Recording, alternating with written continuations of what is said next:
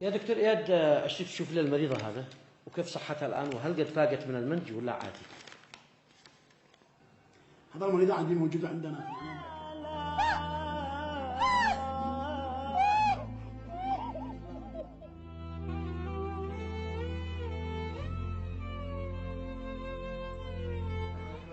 عليكم السلام ورحمة الله. يا دكتور الله يحفظك، زوجتي تعبانة وقالوا ضروري عمليات.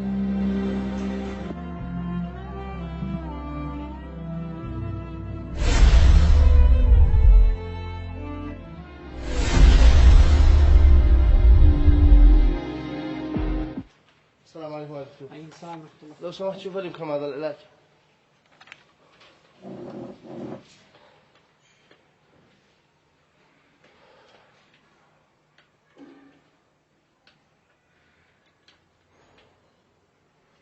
اثنين وثلاثين تجيب لك العلاج؟ لا خلاص ارجع لك وقت ثاني. شكرا يا دكتور.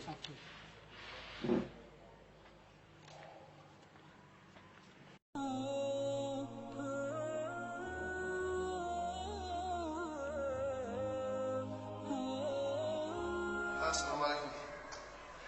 محمد كيف انت؟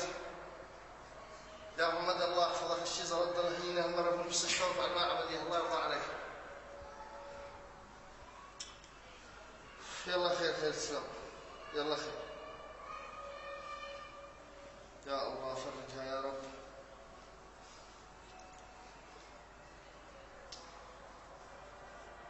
عبد السلام عليكم. كيف انت؟ يا عبد السلام الله يحفظك، انا محتاج صارت معي المرة في المستشفى تعبة.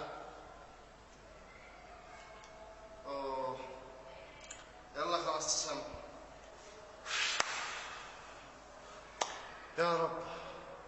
يا رب فرجها من عندك. ما بش الا انه يصير يبيع العفش. اخر حل.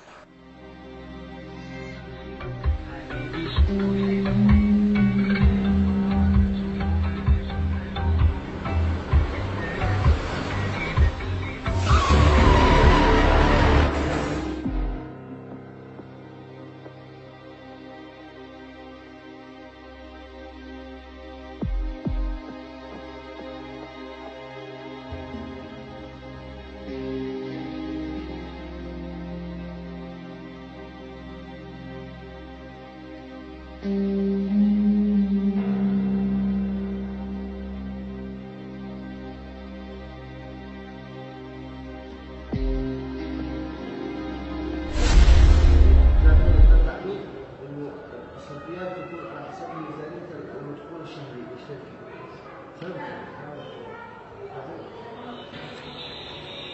دقيقة بس.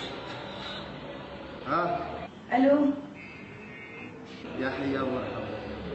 كيف الأمور؟ الحمد لله تمام بخير. يلا تغدى والله معكم، ما تسوي شيء؟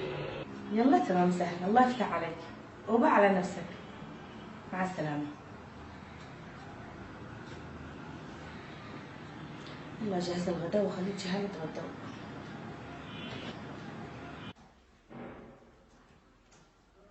هذا المبلغ كله عجز على مروان وما بقى يتحمله.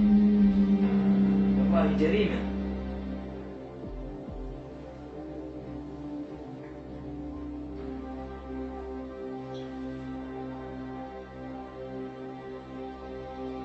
ها مروان، لا اشتيك الآن، تعال. أيوة في بيت العمل وتجي لعندي الآن. يلا.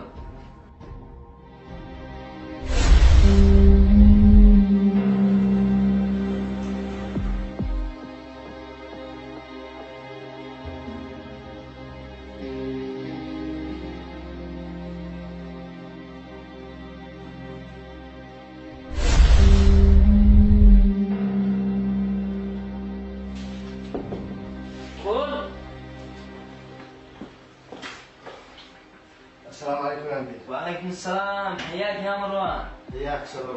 كيف حالك؟ الله يحفظك. كيف الحسابات ماشي معك؟ كيف الأمر؟ تمام الحمد لله. متأكد إنه تمام؟ أيوة متأكد. والعجوزات هذه يا مروان على من؟ ايش العجوزة؟ 3 مليون ريال يا مروان عجوزات في الحسابات، من يتحملها؟ بصراحة يا مدير، أخوك كل شوي وجاي يسحب مبلغ، كل شوي وجاي يسحب مبلغ، انا اقول له عندي توجيهات من مصروف شهري واقول يا تصير قول الله يفتح عليك. انا المدير انا يا مروان، والتوجيهات عندك انك ما تديش لأخي ولا ريال. هذه العجوزة تتحملها انت يا مروان. انا ما اعرف اخي. حاضر. كيف الناس طيب. ايش بتقول يا مروان؟ ها؟ ولا شيء ولا شيء، حاضر، انا اتحمل كل شيء، حاضر. انت مرفوض، وانت عارف ان ابن اخي بيدور على عمل وعاد يتخرج من الجامعه، وبامسك الحسابات انا هو، والعجز هذا يتحمله انت يا مروان. حاضر. اي خدمه ثانيه؟ السلام عليكم. وعليكم السلام.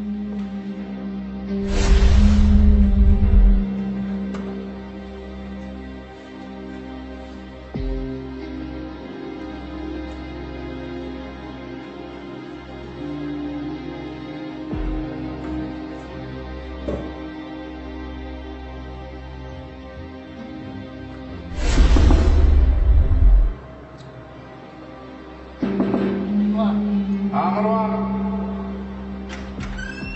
السلام عليكم ورحمة الله. كيف حالك يا أخي مروان؟ حياك. يا أخي لك ما تحاسبني على الإيجار. يا اخي احمد قلت داري كيف الظروف، وزد حصلت المشكله هذه عليها في العمل والعجز هذا وخرجني من العمل. يا أخي وأنا ظروفي صعبة أخس منك، معك لآخر الشهر تحاسبني ولا الله يفتح عليك؟ خلاص تمام حاضر.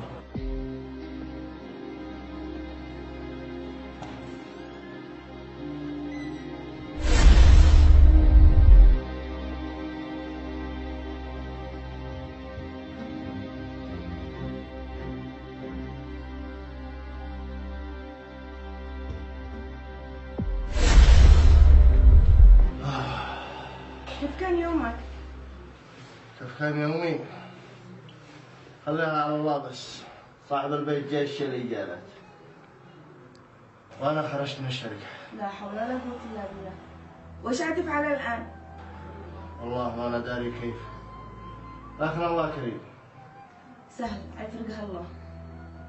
خاطرش. وين حتسير؟ ها مروان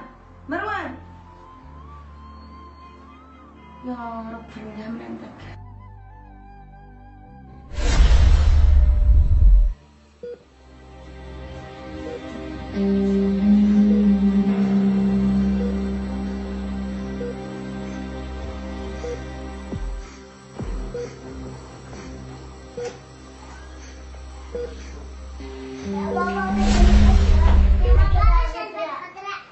سهل يا حبايبي. يا الله ايش هذا؟ مروان ايش بقيت العفش؟ عند صاحب البيت الاول شلة قال ما ادي الا المنديل اللي جاء. لا حول ولا قوة الا بالله. ادخل يلا. تعالك يا بنتي. ادخل يا حبيبي ادخلي. يا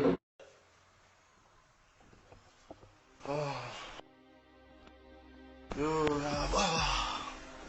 الواحد بيدخل بيقول السلام عليكم. السلام عليكم. وعليكم السلام. كيف انتو؟ لو تبصري يا مرا والشقاء، لو تبصري والتعب، اشتغلنا في عمارة خليها على الله بس.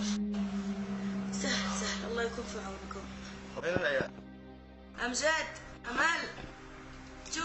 هيا هيا هيا هيا هيا. أوه معلش بطني بتوجعني ما ادري ايش فيني. اسفش. ايوه هيا قومي البسي قومي. هيا يلا قومي. جي يا امل جي. جاوبي ماما. قومي البسي هيا. زاد الوجع فيني. قومي يلا نسوي الشارع. هي قومي. جي يا امجد يا حبيبي جي جو. ابشروا رايحين المشهد بس ماما ناهي. ابزها المستشفى وتوروني انا لو ما جي ناهي. وقول اختك ناهي. يلا هجي شو انا. وقول اختك.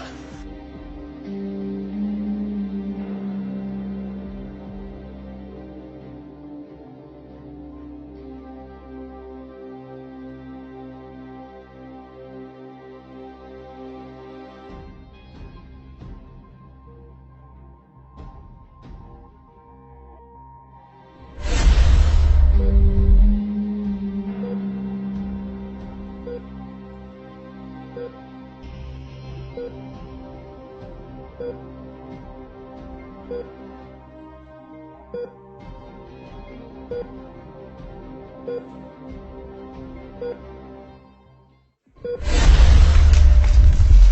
عليكم يا دكتور. وعليكم السلام. كيف زوجتي؟ انت الاخ اللي حصلت لمرتك تسمم حمل. ايوه. والله للاسف الجنين مات، وهي حاليا بيجهزوا الاطباء للعمليه. الله يكون في عونك يا دكتور.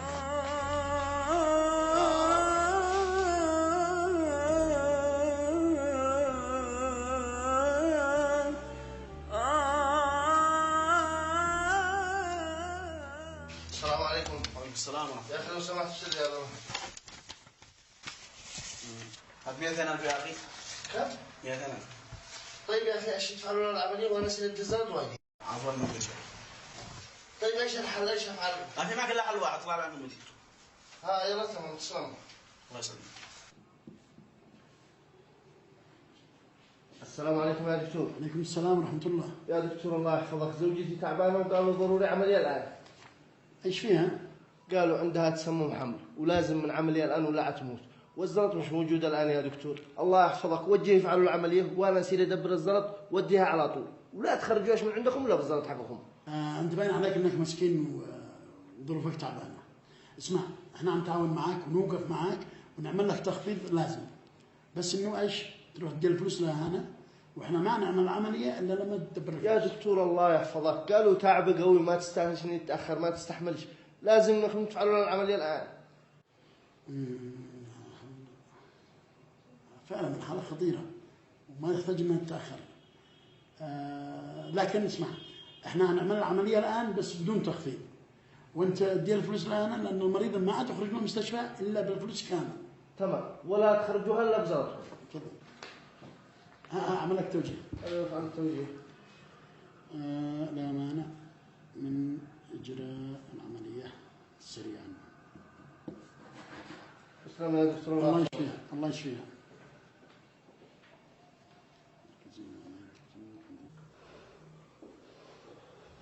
السلام عليكم. وعليكم السلام. كيف انت؟ كيف بتحسين نفسك؟ أنا خايفة يا مروان على العملية. لا تخافش ولا شيء، هي عملية بسيطة وإن شاء الله الأمور تتم بخير. إن شاء الله، بس أنا خايفة على العيال وعليك. لا تخافش ولا يقع في العيال شيء، العيال في عيوني، أهم شيء أنت انتبهي لنفسك، كل شيء يسلم. إن شاء الله، أمان انتبه على الجهال. حاضر، العيال في عيوني حاضر. ما تشي شيء. تسلم الله. أصير أدي العلاج للدكتور. طيب.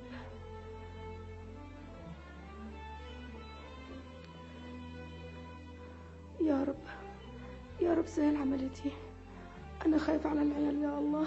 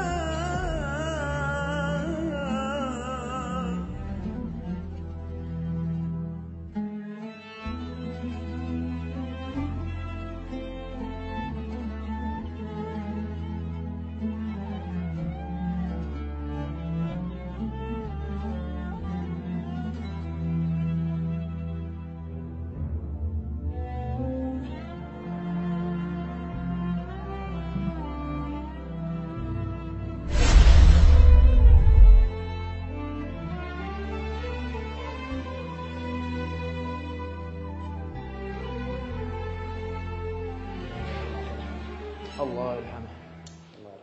الحين كيف عيارب اهله يا دكتور؟ الله يعين اهله، بس كيف يعرفون ان ابنهم هنا ولا اخوهم؟ الله يعين. ضروري نبلغ البحث الجنائي. بلغ ضروري.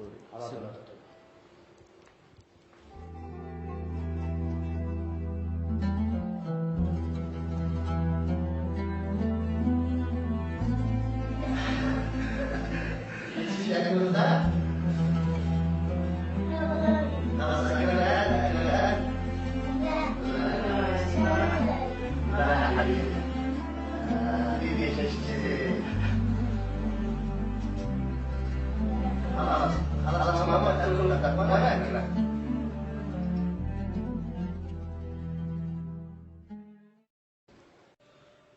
السلام عليكم يا دكتور اياد.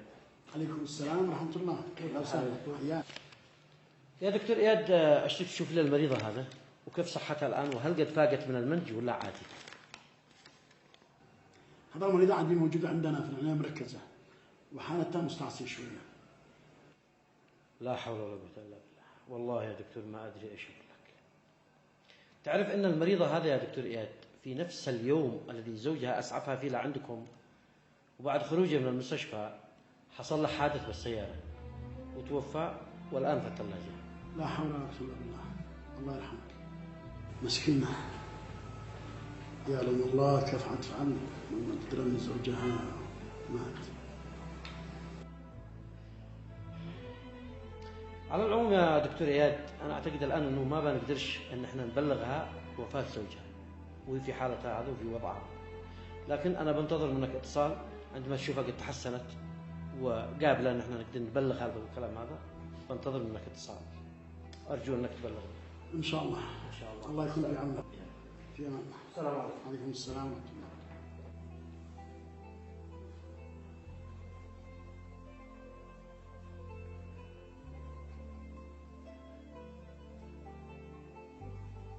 يا دكتورة، زوجي مروان ما يجيش لهنا. ها مروان جا الصبح انت نايمة وبعدين قال يروح يدي علاجات ويرجع. ما بيش حاجة، كل حاجة يصبر. شيء تسلمي الله يحفظك. الله يعلم ايش اللي غيبه.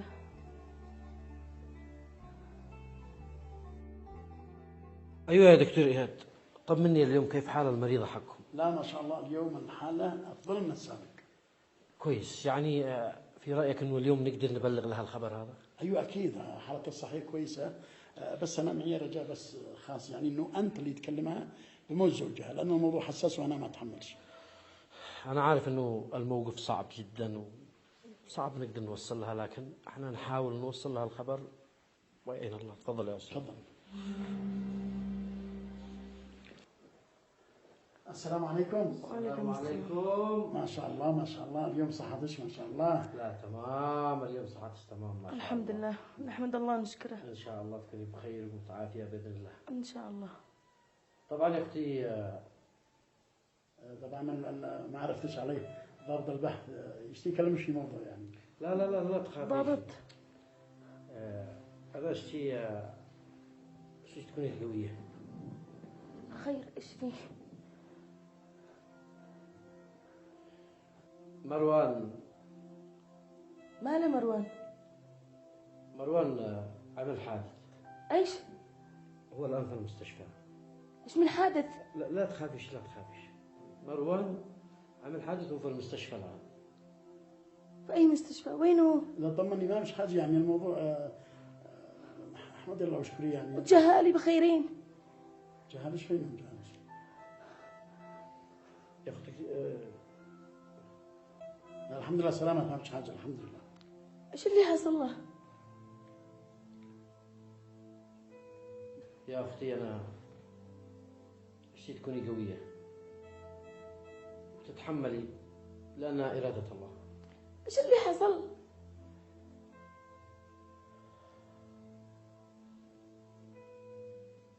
مروان توفى بالحادث.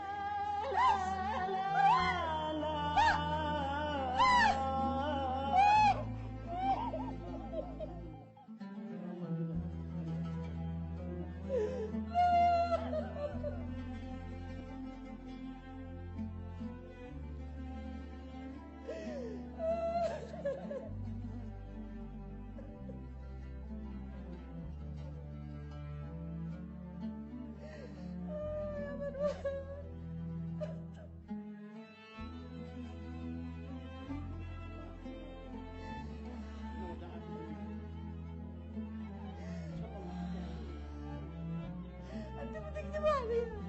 مروان بخير ما في شيء.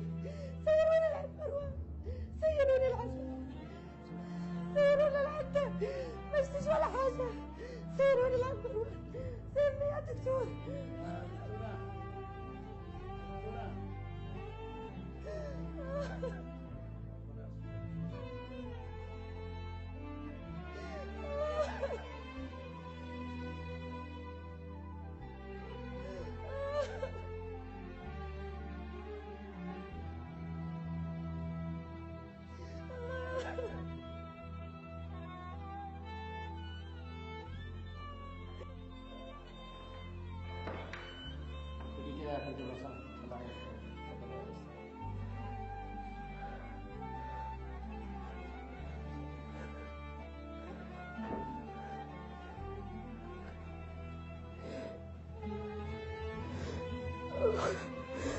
يا مروان، خليتني المن يا مروان، خليت جهالك المن. هذا وعدك لي يا مروان، بتفعل فيني خير بتسيبني. حرام عليك، من وعدك لي. انت وعدتني ما عاد فلتنيش ولا تفلت جهالك. حرام عليك يا مروان، ارجع للحياة يا مروان، ارجع للحياة بس. يكفي مزاح، لا تمزحش معي يا مروان، ارجوك ارجوك يا مروان.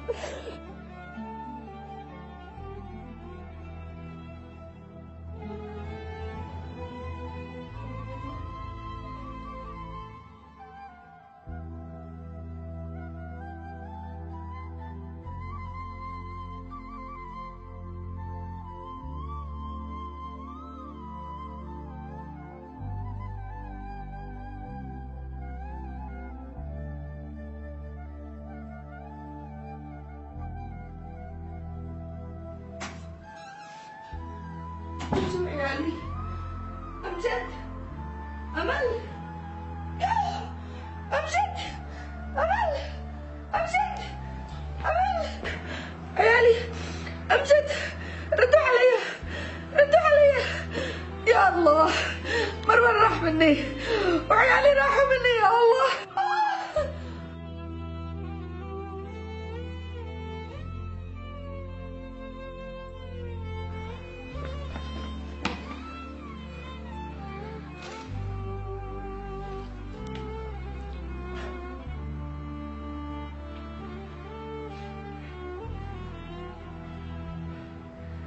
ايش الكلام؟ ابوهم مات في حادث سيارة وخرج علشان يجيب فلوس يكمل عملية زوجته التي توفت الآن، وأطفال داخل البيت تركهم علشان يسعف زوجته. أطفال داخل البيت، لا جيران يسألوا عنه، ولا أهل ولا أخ ولا صديق يسأل عنه. يا الله، هذا في بلدي بيحصل الكلام. الجار ما يسأل عن جاره. لا لا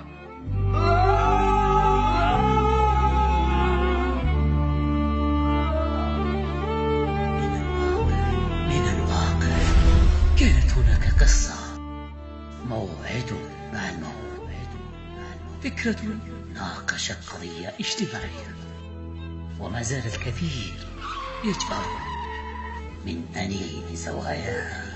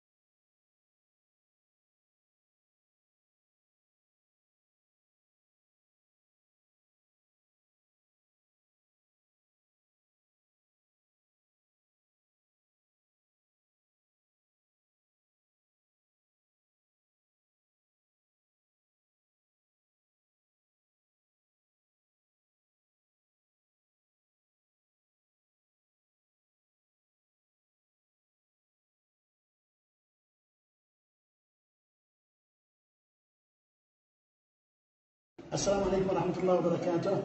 الحمد لله ابني محمد الحكيمي وصلت حقه القناة فزعة يماني إلى 100,000 مشترك، وإن شاء الله توصل للمليون بجهودكم. أتمنى لها التوفيق، وأتمنى لكم كثر الاشتراكات في هذا القناة، لأن أولادنا يستاهلوا أن ندعمهم ونوقف معهم. تحياتي لكم الفنان يحيى إبراهيم. ألف ألف مبروك للغالي المصور محمد الحكيمي بمناسبة وصول قناته فزعات يماني إلى 100,000 مشترك وعقبال المليون. هذه التهنئة مني أنا أخوك فوز التعكري. السلام عليكم ورحمة الله وبركاته. نهني ونبارك لأخي وزميلي وصديقي محمد الحكيمي صاحب قناة فزعة يماني لوصوله 100,000 مشترك، ونقول لك ألف مبروك يا الغالي، وعقبال المليون والمليار إن شاء الله بإذن الله. استمر وإن شاء الله إلى الأمام، لا تهتم لأي تحطيم أو أي شيء سلبيات، خليك في القمم، ما عليك من أي الكلام أو المحطمين أو لا. هو للأمام بأشياء هادفة وأشياء واقعية تفيد المجتمع، وإن شاء الله مستقبل زاهر. أخوك المهني محمد الشيشان، في أمان الله. ونبارك للحبيب الغالي على قلبي الأستاذ محمد الحكيمي بمناسبة وصوله قناته 100,000 مشترك، وعقبال المليون والمليار. حبيب قلبي يا محمد، حرام ان احنا نوصلك لو نستأجر باصات علشان نوصلك المليون. حبيب قلبي يا محمد، وألف مليون مبروك حبيبي يا أفضل مصور داخل الجمهورية اليمنية العربية التركية الأسرع اليمنية. أهنئ وأبارك لأخي محمد الحكيمي بمناسبة وصول قناته 100,000 مشترك، وأقول له ألف مبروك وعقبال المليون مشترك إن شاء الله.